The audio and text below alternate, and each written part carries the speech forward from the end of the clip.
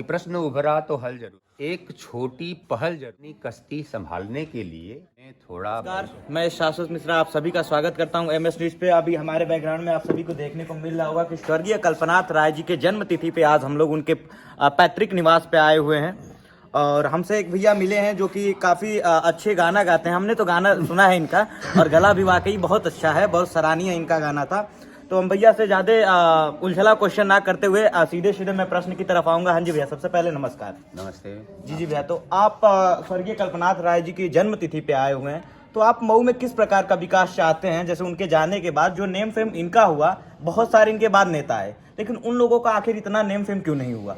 देखिए, पहली बात स्वर्गीय हो नहीं सकते। जी जी जब तक ये जनपद है जी जी तब तक कल्पनाथ राय कभी स्वर्गीय नहीं हो सकते जी, हैं। जी। कारण है कि इस नगर की, इस जनपद की संचेतना को उन्होंने प्राण दिया है, जी, एक जी। स्वरूप दिया है। जी जी जहाँ तक विकास की बात है, जी, जी। अभी जैसे केंद्र में या प्रदेश में जो दोनों सरकारें मिलकर के जिस वो सबका साथ सबकी विकास की बात कर रही हैं, तो जब पूरे भारतवर्ष में यह नारा आया ही नहीं था, इस नारे ने जन्म नहीं लिया था, तब तक इस नारे को मऊ की धरती पर पूर्वांचल में और विशेषतया घोसी लोकसभा में कल्पनाथ राय जी ने उस दौर में आज से लगभग 30 से 40 वर्ष पहले इस चीज़ों को करके दिखाया। जी जहाँ तक आपने कहा कि किस तरह का विकास चाहते हैं, जी मऊ यूथ एम्प्लॉयमेंट और अन्य तरह की चीज़ों की बात की जाती है, लेकिन जो संरचना है, विभागीय संरचना, आधारित संरचना जनपद के निर्माण में, उसमें राय साहब ने जिस तरह की संरचना का निर्माण किया, उसमें जिस तरह का क्षरण हो रहा है, जिस तरह से गिरावट हो रही है, उस गिरावट को रोकने वाला ही कोई नेता पैदा नहीं हुआ, तो हम और किसी नेतृत्व की बात क्या कर सकते हैं?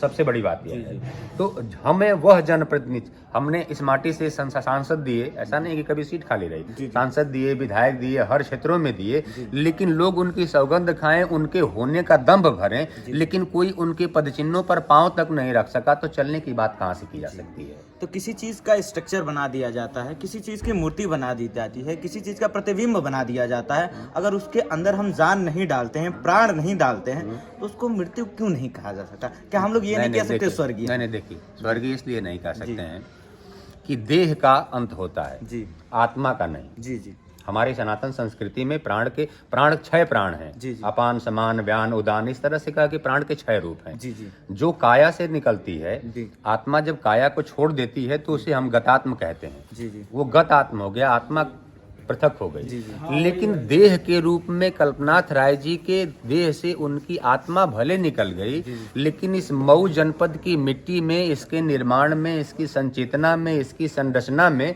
जब तक यह जनपद है तब तक वह रहेंगे। तो देह वाला प्राण निकल गया, लेकिन इस जनपद वाला प्राण तो आज भी है ना, जिसमें वो हैं, इस जनपद के प्रणेता के रूप में, इस जनपद में विकास की नई धारा परंपरा के रूप में। तो दैहिक कल्पनाथ राय जी को स्वर्गीय आप भले कह दें, लेकिन जब आप उन्हें एक राजनीतिक व्यक्तित्व की बात करेंगे, एक संपूर्ण जनपद के व्यक्तित्व की बात करेंगे, तो कल्पनाथ राय जी कभी भी दिवंगत हो ही नहीं सकते। आज भी उनके जाने के बाद भी न केवल राजनीति अपितु सामाजिक अथवा मऊ में विकास के किसी भी क्षेत्र के में जब भी किसी ने एक कदम बढ़ाने की बात की है, किसी भी क्षेत्र में, तो उसने अपने आदर्श के रूप में कल्पनाथ राय जी को रखा है, तो वो दिवंगत कैसे हो सकते हैं? जी। अगले प्रश्न की तरफ चलते हैं और ज्यादा टाइम ना लेते हुए, व्यतीत ना करते हुए, सर एक प्रश्न मेरा ये आता है कि बड़े तो बड़े ठीक है, लेकिन बच्चे भी उनका नाम लेते हैं। उनके अंदर ये तरीका कहाँ से आया कि बच्चों ने भी उनको याद करना शुरू कर दिया, या फिर वो आज भी करते हैं? जी जी, जैसे अभी मैं इसका एक उदाहरण दे करके मैं बात करना चाहूँगा।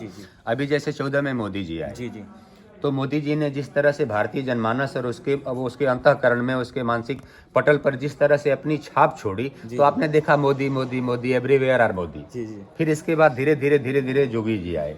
तो क्या है ना कि जब व्यक्ति का व्यक्तित्व असाधारण हो जाए, उसके कर्म से, उसके प्रभाव से, उसके व्यक्तित्व से, श्री कृष्ण ने गीता में कहा है कर्मण्येवाधिकारस्ते, कर्म ही प्रधान है। और जब व्यक्ति का कर्म उसके परिक्षेत्र में इतना प्रभावी हो जाए कि उसके कर्म को हर व्यक्ति अपने भीतर आत्मसात कर ले, तो वह सबके अंतःकरण में स्वतः समाहित हो जाता है। कल्पनाथ राय जी का व्यक्तित्व ऐसा ही रहा है।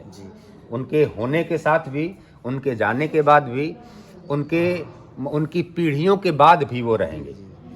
तो हमारे दर्शकों को सर एक लास्ट क्वेश्चन मेरा ये रहेगा कि हमारे दर्शकों को अगर दो पंक्ति, दो लाइन, दो शब्द, दो गाना, अगर कोई दो गीत हो वो एक तो मुक्तक सुना दें जी। चूंकि कल्पनाथ राय जी की माटी पर आज उनके घर पर हूँ जी और मैं उन्हें एक कर्मयोगी मानता हूँ। जी जी वो एक राजनीतिक कर्मयोगी ही नहीं रहे हैं, अपनी माटी को लेकर के वो एक परम साधक भी रहे हैं। जी जी तो उनके हवाले से अपने जनपद के लोगों के लिए 4 पंक्तियां जरूर एक मुक्तक के रूप में कहना चाहूँगा जी जी कि प्रश्न उभरा तो हल जरूरी है। जी जी कल्पनाथ राय जी के जी आज जन्म जयंती पर वो 4 पंक्तियों में बात कहना चाहूँगा जी जी कि प्रश्न उभरा तो हल जरूरी है, एक छोटी पहल जरूरी है, और अपनी कश्ती संभालने के लिए बाह में थोड़ा बल जरूरी है। जी इसी के साथ मैं आपके सभी श्रोता संवर्ग और दर्शक वर्ग के साथ अपने मऊ जनपद को, जनपद वासियों को, घोसी लोकसभा को कल्पनाथ राय जी की जयंती पर उन्हें बहुत बधाई देता हूँ। जी बहुत बहुत धन्यवाद। सर से बातचीत किए और सर से बातचीत करके बहुत अच्छा लगा सर। पुरुषार्थ सिंह। बहुत